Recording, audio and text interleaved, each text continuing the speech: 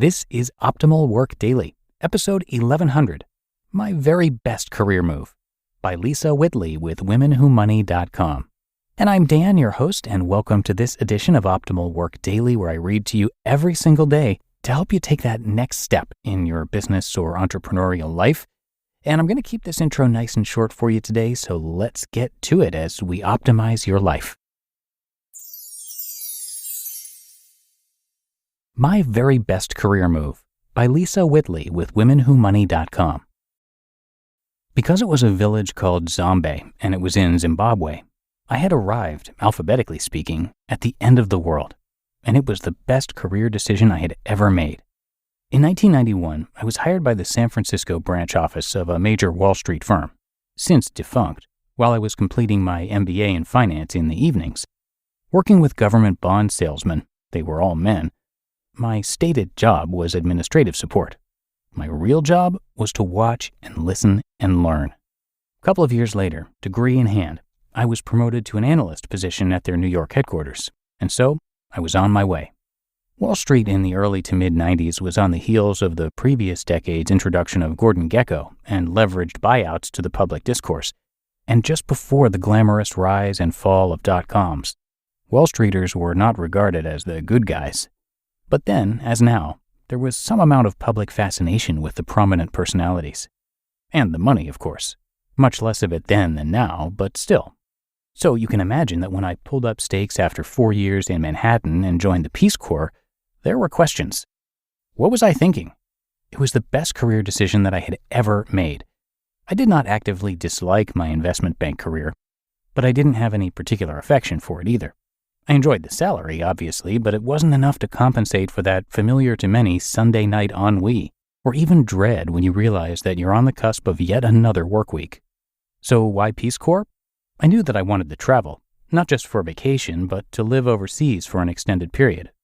I had a broad interest in the economics of developing countries, but that's all I knew. I didn't have a lick of practical experience in any of this. Nor did I know what kind of job I wanted or even who an appropriate employer might be. I solved the conundrum by finding a quote-unquote employer that checked my most essential box, the opportunity to work overseas in a job broadly related to economic development. The trade-off was that I wouldn't receive pay, an unconventional choice in your mid-30s. I was fortunate. A few years at an investment bank meant that I could afford a break from paid work. My new career. Working for a United Nations-funded NGO, my job was to advise new entrepreneurs as they established their businesses. The most important lesson I learned was that P&L statements and competent marketing strategies had very little correlation with business success. Instead, it was essentially the confluence of political intrigue, macroeconomics, and social norms that drove the developing business's outcomes. Peace Corps was immediately followed by another tour through graduate school. Then, finally, an 18-year career as a Foreign Service officer. That career would not have happened without making the initial investment in Peace Corps. Those 2 years in Zimbabwe gave me the information I needed to uncover the specific aspect of international economic development that could be my passion. It provided a proof of concept that I could enjoy living in a developing country. In Zimbabwe, I came to understand who the different players are in the international development industry and where my skills would fit in best. I believe the general contours of my experience, if not the specifics, are broadly replicable. The biggest obstacle to making a career switch can be the very understandable compulsion that you need to know exactly what the next chapter will look like before you take the plunge. Not being able to completely articulate that future state can easily lead to paralysis. Becoming a Peace Corps volunteer was obviously not going to be my ultimate next career. Rather, I identified a next step that responded to the two things that I did know I wanted. I used the information I gained at my Zimbabwe career way station to decide where to go next. Financial aspects. The personal finance part of my experience is also generalizable. While fully acknowledging that I had the great benefit of a well-paid job for several years, nevertheless, I was considerably aided by the fact that I had consciously chosen less expensive and, yes, less prestigious schools for both my bachelor's degree and MBA. At the time of those decisions, I did not have the slightest clue that my path would lead me to the Peace Corps. Still, I instinctively put a high value on maintaining flexibility. I could pull up stakes not because I had a particularly large savings account, but because I was unencumbered by debt. A zero-salary intermediate step may not be realistic for many, but the choices that you make now can allow you the freedom to flex later.